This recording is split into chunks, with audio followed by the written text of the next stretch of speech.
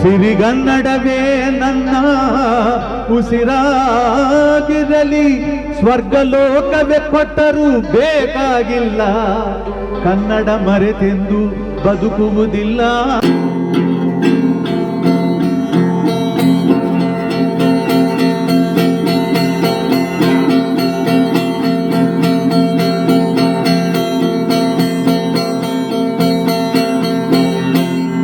ಕೈ ಬಿಗುದು ಏರು, ಇದು ಕನ್ನಡದ ತೇರು.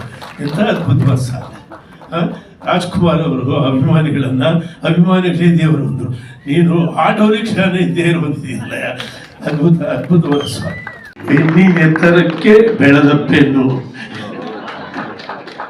ಹೊಡೆದಿ ಚಪ್ಪಾಳೆ ಜೋರೆ.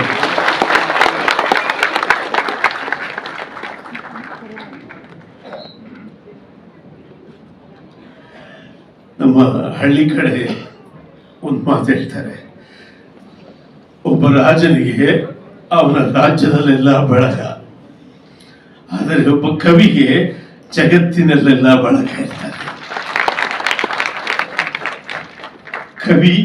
ಕವಿರತ್ನದ ಗೆಳೆಯ ನಾಗೇಂದ್ರ ಪ್ರಸಾದ್ ಬಹಳ ದೊಡ್ಡ ಶೀರ್ಷಿಕೆಯನ್ನ ನಿನ್ನ ತಲೆ ಮೇಲೆ ಹೊತ್ಕೊಂಡಿದೀಯ. ಆ ಕವಿರತ್ನ ಅಂತ ಇಟ್ಕೊಂಡ್ಮೇಲೆ ನಿನಗೆ ಜವಾಬ್ದಾರಿ ತಾನಾಗೆ ಬರುತ್ತೆ. ಇವಾಗ 50 ವರ್ಷ ಅಷ್ಟೇ ತಾನೆ, ಇನ್ನು 25 ವರ್ಷ ಸಮಯ ಇದೆ. ನಿನ್ನ ಹೊಣೆಗಾರಿಕೆಯನ್ನ ನೀನು ನಿನ್ನ ಶೀರ್ಷಿಕೆ ಜೊತೆ ಸಮನ್ವಯಿಸ್ಕೊಳ್ಳೋದು ಮುಂದೆ ಇದೆ. ಇವತ್ತು ಒಂದು ಸಂಭ್ರಮದ ದಿನ. ಅಂದರೆ 50ನೇ ವರ್ಷಕ್ಕೆ ಇಷ್ಟು ದೊಡ್ಡ ಸಂಭ್ರಮವನ್ನು ಆಚರಿಸಿಕೊಳ್ಳುವಂತಹ ಒಂದು ಅನುಕೂಲ ಮತ್ತು ಸಾಧನೆ ಸಿಕ್ಕಿದೆಯಲ್ಲ, ಅದು ಬಹಳ ಹೇಳ್ಕೊಳ್ಳುವಂಥ ವಿಷಯ, ಹೆಮ್ಮೆ ಪಡುವಂಥ ವಿಷಯ. ಇವತ್ತು ಈ ವೇದಿಕೆ ಕೂಡ ತುಂಬ ಚೆನ್ನಾಗಿತ್ತು. ಸಂಗೀತಕ್ಕೆ ಸಕಲ ದೈವಗಳು ಮಾನ್ಯ, ಸಂಗೀತಕ್ಕೆ ಸಕಲ ದೈವಗಳು ಮಾನ್ಯ, ಸಾಹಿತ್ಯಕ್ಕೆ ಅನ್ಯವೆಂಬುದೇ ಇಲ್ಲ. ಸಂಗೀತಕ್ಕೆ ಸಕಲ ದೈವಗಳು ಮಾನ್ಯ, ಸಾಹಿತ್ಯಕ್ಕೆ ಅನ್ಯವೆಂಬುದೇ ಇಲ್ಲ, ಅನ್ಯೋನ್ಯವೆಂಬುದೇ ಸರ್ವಧರ್ಮಗಳ ಸಲ್ಲಕ್ಷಣ. ಅದು ಇವತ್ತಿನ ವೇದಿಕೆಯಲ್ಲಿ ನೋಡಿದ್ರೆ ವೆರೈಟಿ ಪಕ್ಷಗಳು, ವೆರೈಟಿ ಅಧಿಕಾರಿಗಳು, ವೆರೈಟಿ ಭಿನ್ನಾಭಿಪ್ರಾಯಗಳು ಎಲ್ಲವೂ ಸೇರಿ ಇಲ್ಲಿ ಸಾಹಿತ್ಯ ಮತ್ತು ಸಂಗೀತದ ಹೆಸರಿನಲ್ಲಿ ಇವತ್ತು ಈ ವೇದಿಕೆಯ ಮೇಲೆ ಸೇರಿದ್ದಲ್ಲ, ಒಂದು ಅದ್ಭುತವಾಗಿತ್ತು. ಒಬ್ಬ ಕವಿಗೆ ಮತ್ತು ಸಂಗೀತಗಾರನಿಗೆ ಮಾತ್ರ ಸಾಧ್ಯ ಈ ಎಲ್ಲ ಪಕ್ಷಗಳನ್ನ ಹೀಗೆ ಹಿಡಿದಿಡೋದಕ್ಕೆ ನೀನು ಹಿಡಿದಿಟ್ಟಿದ್ದೀಯ. ನೋಡಿದ್ರೆ ನೀನು ಕೂಡ ಏನೋ ರಾಜಕಾರಣದ ಕಡೆ ತಲೆ ಹಾಕೋ ತರ ಕಾಣಿಸ್ತಾ ಇದೆ. ನೋಡಮ್ಮ, ಇರೋದು ಒಂದು ಹಿಂಗ್ಸು.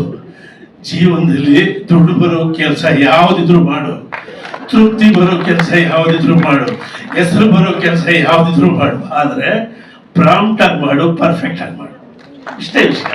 ಓಕೆ, ನೀನು ಒಂದು ದೊಡ್ಡ ಪರಂಪರೆಯ ಉತ್ತರಾಧಿಕಾರಿಯಾಗಿದೀಯ. ಜಿ ಸದಾಶಿವಯ್ಯನವರು ನಮ್ಮ ಕನ್ನಡ ಚಿತ್ರರಂಗದ ಚಿತ್ರಗೀತೆಗಳನ್ನ ಮಾಡಿದ ಆದ್ಯರಲ್ಲಿ ಒಬ್ಬರು.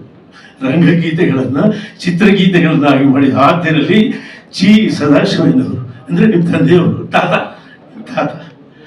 ಜಿ ಸದಾಶಿವಯ್ಯನವರಿಂದ ಹಿಡಿದು ವಿಜಯ ನರಸಿಂಹವರೆಗೂ ಒಂದು ದೊಡ್ಡ ಪರಂಪರೆ ಇದೆ.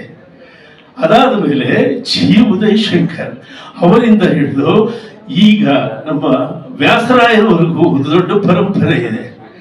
ಇವರೆಲ್ಲ ರಂಗಗೀತೆಯನ್ನ ಚಿತ್ರಗೀತೆ ಮಾಡಿ ಅವಕಾಶಕ್ಕೆ ಗೌರವ ಕೊಟ್ಟು ಭಾವನೆಗೆ ಬೆಲೆ ಕೊಟ್ಟು ಕೆಲಸ ಮಾಡಿದವರು. ಒಬ್ಬರು ಸಂಭಾವನೆಯಿಂದ ಸಂತೃಪ್ತರಾದವರಲ್ಲ. ನನಗೆ ಗೊತ್ತಿರುವ ನಿಜವಾಗಿಯೂ ಹೇಳಬೇಕಂದ್ರೆ ಹುಣಸೂರು ಕೃಷ್ಣಮೂರ್ತಿಗಳ ಒಂದು ಪರಂಪರೆ ಇದೆ. ಅಂದ್ರೆ ಜನಪದರನ್ನ ಸಾಮಾನ್ಯರನ್ನ ತಲುಪಿದ ದೊಡ್ಡ ಗೀತ ಚಿತ್ರಕಾರ ಹುಣಸೂರು ಕೃಷ್ಣಮೂರ್ತಿ.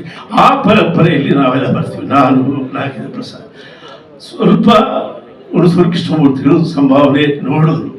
ಆದರೆ ನಿಜವಾಗಿಯೂ ಈ ವೃತ್ತಿಯಲ್ಲಿ ಸಂಭಾವನೆ ನೋಡಿದವರು ಕರ್ನಾಟಕದಲ್ಲಿ ಹಂಸಲೇಖ ನನ್ನನ್ನು ಮೀರಿಸಿದವನು ನಾಗೇಂದ್ರ ಪ್ರಸಾದ್. ಅಂದ್ರೆ ಒಂದು ಕ್ರಿಯೇಟಿವಿಟಿ ಜಾಬನ್ನು ಅದನ್ನು ಒಂದು ಕಾರ್ಪೊರೇಟ್ ಸಿಸ್ಟಮ್ನಲ್ಲಿ ಕೆಲಸ ಮಾಡೋದಿದೆಯಲ್ಲ, ಅದಕ್ಕೆ ಒಂದು ಜಾಣತನ ಬೇಕು.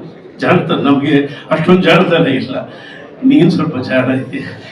ತನ್ನ ಕ್ರಿಯೇಟಿವಿಟಿ ವರ್ಕನ್ನು ಕಾರ್ಪೊರೇಟ್ ಸಿಸ್ಟಮ್ನಲ್ಲಿ ನಗ್ತಾ ತಮಾಷೆ ಮಾತಾಡ್ತಾ ಅವ್ರಿಗೂ ಊಟ ಕೊಡಿಸ್ತಾ ಇವನು ತಿಂತ ಬೇಕಾದಷ್ಟು ದುಡ್ಡಿಸ್ಕೊಳ್ತಾ ಮಾರ್ಕೆಟಿಂಗ್ ಮಾಡ್ಕೊಳ್ತಾ ಪ್ರಭಾವಿಯಾಗಿ ಬೆಳೆಯೋದಾಯ್ತು. ಆತ ಕೈಯಾಡಿಸ್ದೇ ಇರೋ ಜಾಗ ಇಲ್ಲ, ಎಲ್ಲ ಇಲಾಖೆಗಳಿಗೂ ಕೈಯಾಡಿಸಿ ಓಡಿ ಬರ್ತಾನೆ. ಆದ್ದರಿಂದ ಆತ ಅನುಭವಿ ಮತ್ತು ಪ್ರಭಾವಿ ಲೇಖಕರಲ್ಲಿ ಒಬ್ಬ. ಇನ್ನೂ ಮುಂದೆ ದೊಡ್ಡ ಭವಿಷ್ಯ ಇದೆ.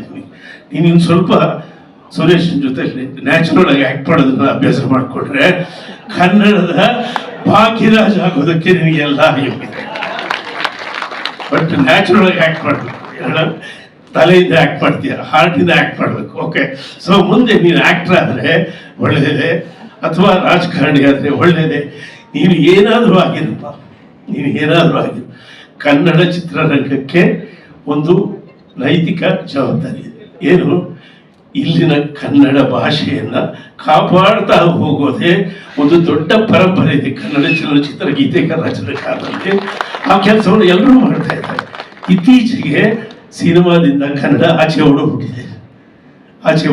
ಅದನ್ನು ಮತ್ತೆ ಒಳಕ್ಕೆ ಎಳಿಬೇಕು. ಆ ಕಡೆ ಏನೇನು ಕೆಲಸ ಮಾಡಬೇಕು ನೀನು ಮಾಡಬೇಕಾದ್ದು ನಿನ್ನ ಜವಾಬ್ದಾರಿ ಇದೆ. ಅವರು ಕರೆಕ್ಟಾಗಿ ಹೇಳಿದ್ದಾರೆ. ಹಂಸಲೇಖನ ಉತ್ತರಾಧಿಕಾರಿ ಅಷ್ಟೇ ಅಲ್ಲ, ನೀನು ಎತ್ತರಾಧಿಕಾರಿ ಕೂಡ ಅಧ್ಯಾಪಕ. ಒಳ್ಳೆಯದಾಗಲಿ. ಅದನ್ನು ಚಿಕ್ಕ ಮಕ್ಕಳೆಲ್ಲ ನನ್ನ ಮ್ಯೂಸಿಕ್ ಸ್ಕೂಲಲ್ಲಿ ಮ್ಯೂಸಿಕ್ ಕಲಿತಾರೆ.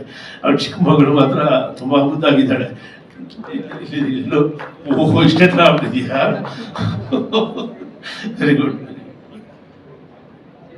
Very good. ಓಕೆ, ಸೊ ಹಾಗಾಗಿ ನಿನ್ನ ಮುಂದಿನ ಭವಿಷ್ಯವನ್ನು ಪ್ಲ್ಯಾನ್ ಮಾಡಿ ರಾಜಕಾರಣಿಯಾಗು ಅಥವಾ ನಿರ್ದೇಶಕನಾಗು, ನಟನಾಗು, ನಿರ್ಮಾಪಕನಾದರೆ ಭಾಳ ಒಳ್ಳೆಯದು, ಎಲ್ರಿಗೂ ಅನುಕೂಲ ಆಗುತ್ತೆ. ಒಳ್ಳೆಯದಾಗಲಿ. ಏನೆಂದರೆ 50 ವರ್ಷಕ್ಕೆ ಸಂಭ್ರಮವನ್ನು ಅನುಭವಿಸುವ ಒಂದು ಅವಕಾಶ ಇದೆಯಲ್ಲ, ಬಹಳ ದೊಡ್ಡ ವಿಷಯ ಅದು. ಉದಯಶಂಕರ್ ಅವರು ಕಾಣದ ಸೌಭಾಗ್ಯ ಅಲ್ವಾ? ಪ್ರಭಾಕರ್ ಶಾಸ್ತ್ರಿಗಳು ಕಾಣದ ಸೌಭಾಗ್ಯ. ಅವ್ರು ಯಾರು ಕಾಣದ ಸೌಭಾಗ್ಯವನ್ನು ನೀನು ಕಾಣ್ತಾ ಇದೆಯಾ? ನೀನು ಅವ್ರಿಗೆ ಋಣಿಯಾಗಿರ್ಬೇಕು ಅಂತ ಹೇಳ್ತಾ 100 ವರ್ಷ ಸುಖವಾಗಿರು ಅಂತ ಹೇಳಿ ನಾನು ಆಶೀರ್ವಾದ ಮಾಡ್ತೀನಿ. ಆ ವಾಹನ ಒಂದು ದೇವರನ್ನು ಹೊತ್ತು ಒಯ್ಯುವ ತೇರು ಅನ್ನೋ ಮಟ್ಟಕ್ಕೆ ಒಂದು ಉಪಮೆಯನ್ನು ಕೊಟ್ಟವನು ನಮ್ಮ ನಾಗೇಂದ್ರ ಪ್ರಸಾದ್. ಕೈ ಬಿಗುದು ಏರು, ಇದು ಕನ್ನಡದ ತೇರು. ಎಂತ ಅದ್ಭುತವಾದ ಸಾಧನೆ. ರಾಜ್ಕುಮಾರ್ ಅವರು ಅಭಿಮಾನಿಗಳೇ ದೇವರು ಅಂದರು. ನೀನು ಆಟೋ ರಿಕ್ಷಾನೇ ತೇರು ಬಂದಿದೆಯಲ್ಲ, ಅದ್ಭುತವಾದ ಸಾಧನೆ. ಸತ್ಯವಿದು ಕನ್ನಡ ನಾಡಲಿ ಹುಟ್ಟಲು ಪುಣ್ಯವು ಬೇಕು. ದೇವರ ದಯೆಯಿಂದಲಿ ಈ ಭಾಗ್ಯವು ದೊರೆತರೆ ಸಾಕು.